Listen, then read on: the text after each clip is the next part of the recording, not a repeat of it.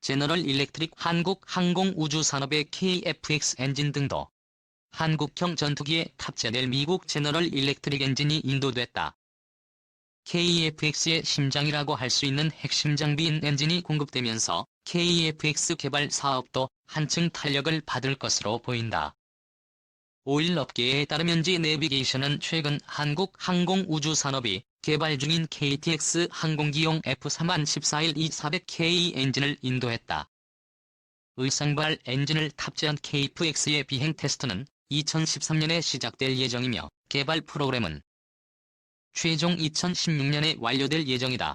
GE는 시제기등을 포함해 F424제 2엔진 240개를 공급할 계획이다. 한국항공우주산업과 국방연구가 학습과 개발 중인 한국형 차세대 전투기 개발 사업인 KF-X는 오는 2022년 시제기 6대를 제작하여 2022년부터 지상 테스트 및 시험 비행을 목표로 개발 사업을 진행 중입니다. 2016년 개발 완료할 예정으로 진행되는 한국형 전투기 KF-X 사업은 그동안 많은 어려움을 겪었지만 이번 전투기 엔진의 도입으로 개발에 한층 더 탄력을 받을 것으로 보입니다. 제너럴 일렉트릭의 KTX 엔진 공급은 지난 2016년 경합을 통해 진행된 바 있습니다. 앞서 제너럴 일렉트릭은 지난 2016년 한국형 차세대 전투기 KF-X가 장착할 엔진으로 F424의 400 엔진을 제안했으며 당시 KF-X 엔진 공급 입찰에는 제너럴 일렉트릭과 유럽 엔진 제조업체 유로제트가 참가했지. 11경합을 벌였으나 제너럴 일렉트릭의 F414 제2 400엔진이 대부분 항목에서 높은 점수를 받아 최종 선정되었습니다. F414 제2 400엔진이 개발이 된 지 오래되었다는 이유로 반대 의견들도 있었으나 현재 전세계 1750대 이상의 F424 제2 400엔진이 배송돼 360만 시간 이상을 비행을 수행하였으며 제너럴 일렉트릭의 F414 엔진은 한국형 차세대 전투기 개인의 FX 외에도 보잉의 F-28F 슈퍼 호넷과 전자전기 S-24 지롤러, 소웨덴부 전투기 9.2% 제임스 39의 F-인도 투잡스마크에 장착이 되어 안정적인 성능을 자랑해왔습니다. 기본적인 성능 스펙은 GF414 제2 400엔진은 애프터 버너 가동 시 최대 추력이 11,500파운드에 달하며 길이와 중량은 각각 3.9,151kg으로서 KF-X는 1대당 2대대의 엔진을 탑재하여 쌍발 전투기로 제작이 됩니다. 제너럴 일렉트릭은 시제기 등을 포함해 F424제 2-400엔진 240개를 공급할 계획에 있으며 이것은 KTF-X의 초기 계획 양산 대수인 120대번이며 2016년까지 인도가 완료될 계획으로 진행 중입니다. 항공기에 있어서 엔진은 심장이라고 불리는 만큼 중요한 부품입니다. 비행을 하기 위해 필수적인 부품이며 전투기의 비행 성능을 좌지우지하는 중요한 부품입니다. 이만큼 중요한 파트인 엔진이 인도됨으로써 한국형 차세대 전투기 KTX-FX 시제기 제작은 한층 더 탄력을 받을 것이라 예상이 되며 2021년으로 예상된 6대의 시제기 제작 계획도 차질 없이 진행이 될 것으로 예측이 됩니다. 헬리팩스 엔진의 제2 제너럴 일렉트릭사의 314만 2,400으로 결정되었습니다. 성능과 신뢰성 그리고 대한민국 공군의 주력 전투기에 많이 쓰이는 제트 엔진이라 호환성 및 정비성을 고려하면 안정적인 선택을 택한 듯합니다. 한화테크윈과 지사가 기술 협력을 맺고 2020년까지 공동 제작하는 것이 주 내용입니다. 엔진 크기가 조금 크다 보니 한국형 전투기 KTF-X의 체가 F-18 정도로 크기가 커지게 되는데 이것 또한 무장창이나 스텔스 성능을 향상을 위한 업그레이드 위한 앞으로의 계획을 감안한다면 나쁘지 않은 선택인 듯합니다. 많은 분들이 군사 강국들은 6세대 전투기를 만드는데 4.5세대 전투기가 굳이 필요한가라는 의문을 가지시는 분들도 있습니다. 하지만 이번 KTX 사업은 사실 5세대 전투기도 지금 막 실전 배치된 상황이고 일부 경제가 좋은 국가들이야 5세대 전투기를 사서 배치할 수 있지만 동남아나 조금 경제 형편이 어려운 국가들은 지금도 3세대 전투기도 운영하기 버거운 게 현실입니다. KTX 사업이 완료되는 시점에도 아마도 많은 국가들은 5세대 전투기인 스텔스 전투기 배치도 그리 쉽지 않으리라 생각됩니다. 5세대 전투기가 실전 배치된 국가는 미국과 일부 국가에 한정된 것을 봐도 그렇습니다. 그런 의미에서 이번 KTX 사업은 앞으로의 수출 전망이나 시장 확보에 유리하다고 생각됩니다. 그 예로 Ki-50 경공격기 버전인 F-21 필리핀이나 이라크, 태국 등 국가에 수출이 되는 것을 보면 미래의 수출 전망은 밝다고 생각되네요.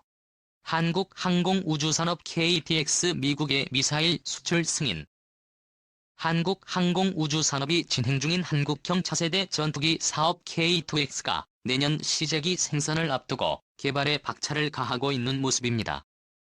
얼마 전 KF-X의 엔진이 미국지에서 한국항공우주산업으로 인도가 되어 이제 정말 KTF-FX의 실체가 곧 모습을 드러낼 것이라는 기대가 들게 하는 요즘입니다.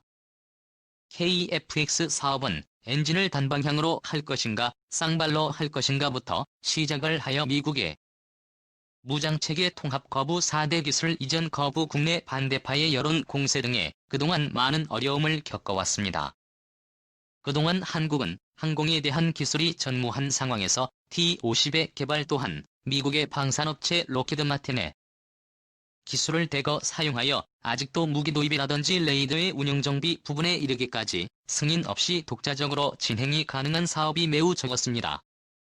그러나 사드의 기술을 독자 개발하고 ACL 레이더까지 독자적으로 개발을 진행함으로써 많은 부분의 국산화를 이루었으며 국산화율은 무려 65에서 68%에 육박하고 있습니다.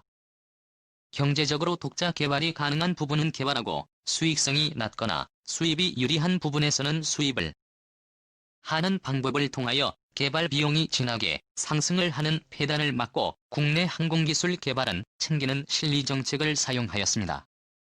일본의 경우 90%가 넘는 국산화율을 자랑하고 있지만 결국 비용의 대폭 상승으로 이어져 성공적인 사업이라고 할 없는 경우가 많습니다.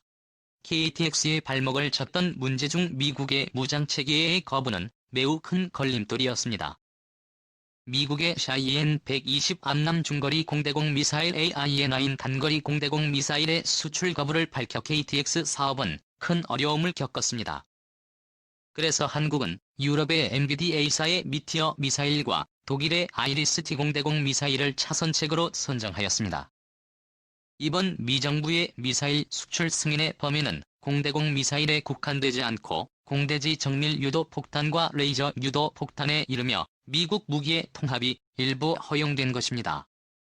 하지만 전부 무동력 미사일이며 최신 미사일인 AGA-65, 제2의 지침은 포함되지 않은 것으로 보입니다. 하지만 독일과 미티어 미사일을 확보하였으니 이것으로도 KF-X의 무기 체계는 일단 갖춰졌다는 평가입니다. 미티어 미사일 또한 음속의 4배 속도로 비행이 가능하며 사거리는 100km 이상인 훌륭한 미사일입니다. 그리고 헬리-FX 시제기가 나온 이후에는 그동안 독자 플랫폼이 없어서 그동안 개발을 할 수 없었던 전투기에 탑재할 공대공 공대지 공대함 미사일의 독자 개발도 불가능한 이야기는 아닐 것으로 보입니다.